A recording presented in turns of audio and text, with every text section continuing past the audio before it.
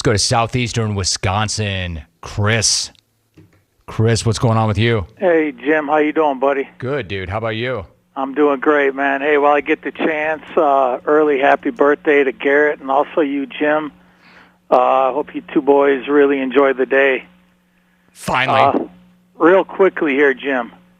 As a dude from southeastern Wisco and not a Dodger fan, I still felt compelled to speak up about Clayton Kershaw.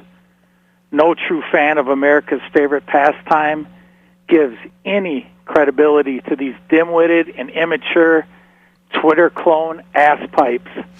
The closest they have ever come to competing is in a slow-pitch softball beer league where any dude that can manage to get a bat around his 8-month pregnant-looking gut can get his hacks in.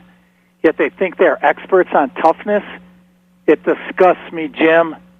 The latest hate for Clayton Kershaw from the LA Dodger bandwagon Twitter geeks just further cements my theory that social media is littered with immaturity, ignorance, and corny tweets.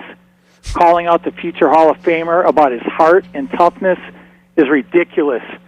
Kershaw has pitched 13 years in the league. He's an 8-time All-Star, 3-time NL Cy Young Award winner, National League MVP, and get this, clones, he has a career ERA south of 2.5. And lastly, Kershaw has a hits allowed per 9 innings of just under 7. That's good for second best in the history of Major League Baseball, you idiots. Any Dodger fan that doesn't think it kills this guy not to be on the bump for Game 2 is an absolute moron. Now I see why you don't like reading 99% of the tweets you get, Jim. It's a bad look for the show. I wish these L.A. trolls would walk west until their cheesy fedora hats and vape pens start floating in the Pacific Ocean. Or Jim and Garrett finally shooting some hoops in Ritt's driveway together after the show tomorrow to celebrate their mutual birthdays. And War Logan Rome and his rocket scientist-like knowledge of high-end cocktail ingredients. Deuces, Jimmy. Make that 9 or 8 or 7 or whatever the number is. This guy gets automatically racked every single time. Rack him.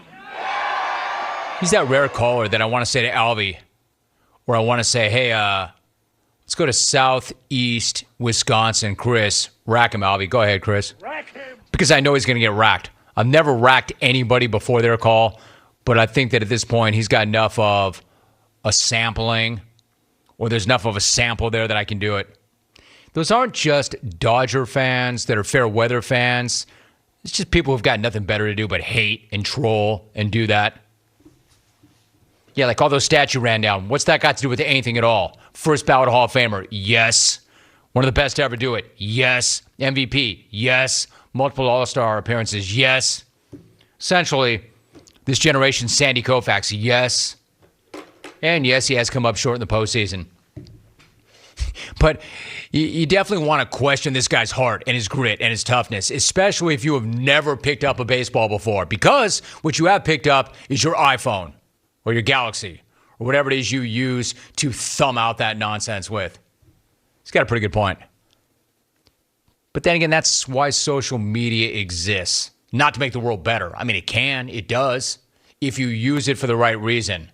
But more often than not, people will use it for the wrong reason, and that's the wrong reason. Now, I will say this. He did make a very good point. He said to me, Jimmy, now I understand. Now I understand why you don't read 99%. Quote, it's a bad look for the show. I mean, I even own that myself when I said the one thing that I do not want to do is feed you trolls, because it is a bad look for the show.